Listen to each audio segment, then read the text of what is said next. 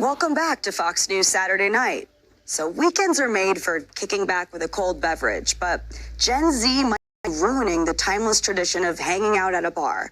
A writer's gone viral for complaining that Zoomers don't know how to behave, claiming that they do pointless things like pay after every single round. So is this bizarre or just the new normal?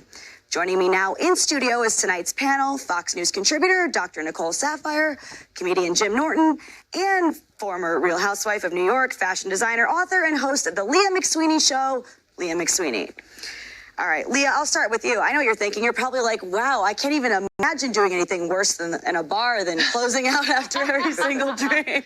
I feel like people just hate Gen Z and find like any reason to be mad at them. Yeah. Who cares if they pay after every round? Yeah, exactly. Jim, is this real? Is this like a real thing that people are mad? It's good to pay after, right? You're responsible. You're paying for. You're not going to be in debt. You buy something, you're done with it. You buy something else. This is a guy who wants to sleep with younger women in the bar, and they don't want to sleep with him, and he's trying to find something wrong. See, I see it as very non-committal. It's like you're either committing that you're spending the night in this bar, or you're like, you know what, I'm just going to fill it out. After this one drink, I may like it, I may not. I'm going to sign off right now. But I like to commit. I don't like to bar hop. I'm in it to win it. I'm there all night. So I don't know if I feel how I feel about signing off after every drink. Yeah, Leah, I think it was like a little bit of an overreaction, though. Like, right, who goes to the bar and sitting there like, these people are out of control? I mean, that's not out of control to me. No, I mean, I think out of control would be stealing a bottle and then throwing it at a wall and then punching someone in the face and then getting 86 from the bar. Oh, you're not allowed to do that? I was like, that was very specific. Specific, yeah. Like there's a story there. Specific. People younger are dating on apps now, so it's immediate connections. Yeah. So they're meeting all these people that they never met before, so they're having a lot more worse dates than we had when we were growing up. So you probably want a system where you can have a beer, pay for it, and get out. You don't want to be stuck all night there with some dope that you met on an app who's using 10-year-old photos of themselves. That's absolutely That's a valid true. point. I actually really like good that. point. And by the way, I tend to go to bed by 10 p.m. anyway. I mean, I'm staying up late these days, as you can see tonight. But, I go to bed quite early, so I don't know. Well, social media, is it as bad for you as drugs? Experts are saying that excessive social media use has many of the same effects as substance abuse. They say the biggest red flag is when social media interferes with daily activities, which sounds like a problem, but what's the solution? Rehab? I don't know. Dr. Nicole, you are an expert. You knew there was a reason I was here tonight. Because you don't do drugs, I don't think, but you prescribe drugs. Yeah. Is it a drug? Yeah, yes. See, you know what? Listen, you and I over many years have talked about the perils of addiction. And when you talk about the many facets of addiction, you have alcohol, you have drugs, but then you also have gambling, sex, and now social media. Are they the same? And the truth is, yeah, they kind of are. They all elicit the same responses in the brain. It's a dopamine response. Yes, obviously, if you take some extrinsic stimuli, such as a cocaine, a heroin, something else, that physically stimulates these receptors in your brain. But hey, guess what? When you're looking at social media, when you're playing video games, your visual cortex is actually looking at these images, and it has the same stimulatory reaction as if you were to take a drug like an injection or something else. So these addictions are as serious and the consequences are as dire. So I think we need to be paying very close attention. I have 3 children, and I can see the effects of social media, electronics, and I think we need to pay as much attention as social media addiction, video game addiction, as we do with, say, the opioid epidemic. Well, Jim, can you think of maybe any differences between social media and drugs? I would say that social media is worse. At least with drugs, you have to hit somebody with your car before strangers tell you that you're a piece of garbage. That's true.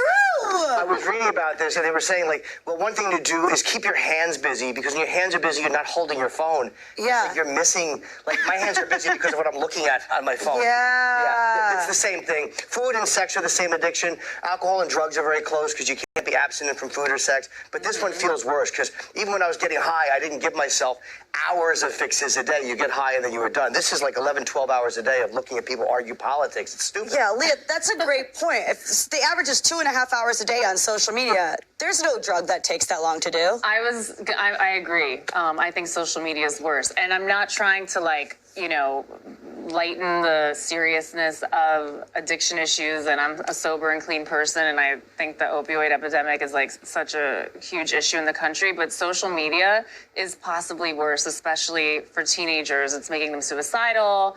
It's ruining the in the moment vibes. It's just not. Yeah, I'm just on my phone sometimes without even realizing I'm on my phone or how I got there, and I'm looking at someone's picture. Yeah. I'm like, who is this person? And they had a baby. Oh, cool. It's like, what am I doing with my life? Like, who cares? Yeah, if you And think you're driving.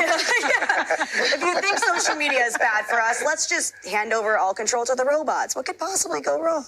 We're told that Google is developing an AI program that will offer life advice to users, but Google's own safety experts warn people could become too emotionally attached to AI. So, would you take important life advice from an AI program? Leah, I don't know, tech guys, everyone says they're so smart, but they apparently looked around the world and was like, you know what we need? We need more life coaches. Okay, I have to admit that I talked to Chat GPT once and told them about some of my issues. Okay. And I wanted to see what would happen. It was a weird day for me. Okay. Like, I was PMSing. I was lonely. Yeah. And I'm like, let me tell this AI robot what's going on. And they were really nice to me. They were. I'm not going to fire my therapist anytime soon. Look, AI couldn't be any worse than my alcoholic friends at 2 o'clock in the morning. At least I know AI hasn't ruined its own life and is still trying to give me advice. Well, at least your friends are a little disinhibited if they've been drinking, whereas AI is going to give you that research-based advice, and sometimes you just need a little bit more. Yeah, sometimes just an ear helps, somebody to pretend that your problems are important when they're not. I understand that. A good friend, Yeah, I don't know. I mean, what do you think? Worse is an AI life coach or an actual life coach? I don't know. The whole life coaching thing is a little bit odd to me. I think people just need to get their crap together. Their captions? And they need to keep themselves around people that, motivates them. Yeah. But to actually have a life coach, I mean, that just means that intrinsically they're not motivated. And that goes back to parenting, the way you were upbringing. We're kind of getting away from really getting people to strive to be better. We're just giving them safe spaces and saying, you know what, if you can't achieve, it's okay. In life coaches, it's like, why are their Instagram captions always so long? It's like a picture of them in a bathing suit that's like 10 paragraphs about life. Oh, it's like, shit. All right. Speaking of people who could use some good advice, George Santos, he really knows how to pick them. A campaign aide for the New York congressman is now charged with wire fraud and identity theft for allegedly impersonating House Speaker Kevin McCarthy's ex-chief of staff. You gotta hand it to these guys. They are creative. So are Santos and his team evil geniuses, or are they just worse at getting away with crime than other lawmakers? Okay, Jim, what is the shadiest thing you've ever done for money? I disguised myself as somebody else and tried to get it for George Santos. He's my guy. I love George Santos.